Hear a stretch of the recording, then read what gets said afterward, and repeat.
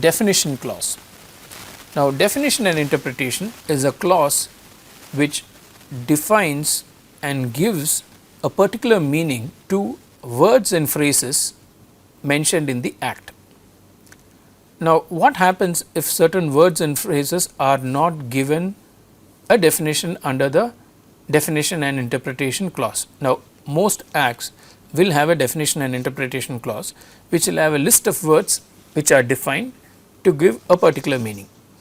Now, this particular meaning can be defined in the act if it is not defined elsewhere. It can be defined in the definition clause itself. We will see instances where the definition can be contained in the definition clause. The definition can also appear in another part of the act, not in the definition clause, in another part of the act, but the definition clause will say have a cross reference to it. The definition can also refer to a definition of that particular concept or that particular word to an other enactment. So, you have different types of definitions. One, the definition clause defines the definition in the definition clause itself. The definition clause has a cross reference to another part of the act where that word or phrase is defined, and definition clause could refer to another enactment altogether, another enactment passed by the central government where this was previously defined. Now, if the definition clause does not define a particular word, then we understand that word to take its normal meaning, normal dictionary meaning, or the normal meaning in which it is understood. Now, we will look at instances where all these four types of definitions appear within the act. For instance, we just found in section 1, we found that the act shall apply to the whole of India.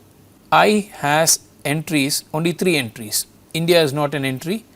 International application, invention, inventive step. India is not defined. But section 1, as you saw, India is mentioned there. So, how do we understand the word India when it is mentioned, when it is not being defined? So, we go by the normal meaning of India, which is the territory of India, the Republic of India, as it is defined in the Constitution. Now, so that is one instance of words used, but not defined, or words that have been used, which is there, which is understood normally, but which does not require a special definition. Now, the second category where a definition is mentioned within the definitional clause, definition of an assignee.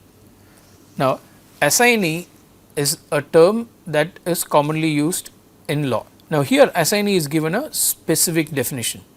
Assignee includes an assignee of the assignee and the legal representative of a deceased assignee, and references to the assignee of any person include references to the assignee of the legal representative or the assignee of that person. Now, this is a special definition. Now, this goes beyond the normal understanding of assignee, because it talks about assignee of a legal representative which is mentioned in the act. Similarly, Budapest Treaty is mentioned. It means Budapest Treaty on the international recognition of deposit of microorganisms for the purposes of patent procedure done at Budapest on 28th day of April 1977, as amended and modified from time to time. Again, this is a special definition. So, the special definition is defined in the clause itself. Capable of industrial application. Capable of industrial application appears in the definition of an invention under section 2(1)(j). Capable of industrial application in relation to an invention means that the invention is capable of being made or used in an industry. So, it just tells you what industrial application is. Now, these are all instances of an internal definition where the definition is given in the definitional clause, that is section 2 in this case. Now, let us look at instances where a phrase or a word is defined, but not in the definitional clause, but by way of a cross reference to another part of the act.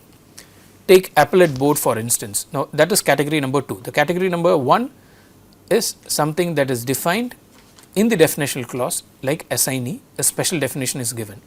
Category number 2 is something is defined not in the definitional clause, but by way of a cross reference to a provision to an other part of the Patents Act itself.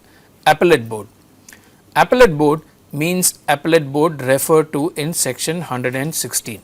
So, to understand appellate board, the definitional clause does not tell you what the appellate board is, you will have to go back to 116.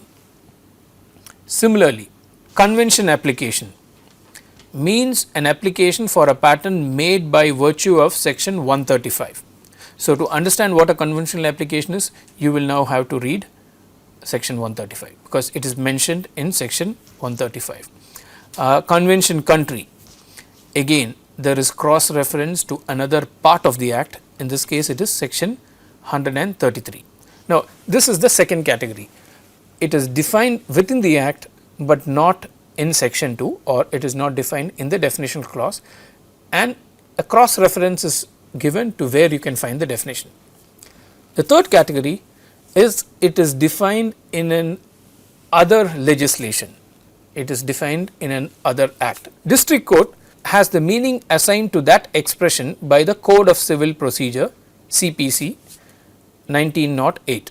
So, here is a reference to an outside act, an act other than the Patents Act. So, this is the third category, something is defined by reference to an other enactment. So, district court, to understand what a district court means, you have to look at the Code of Civil Procedure.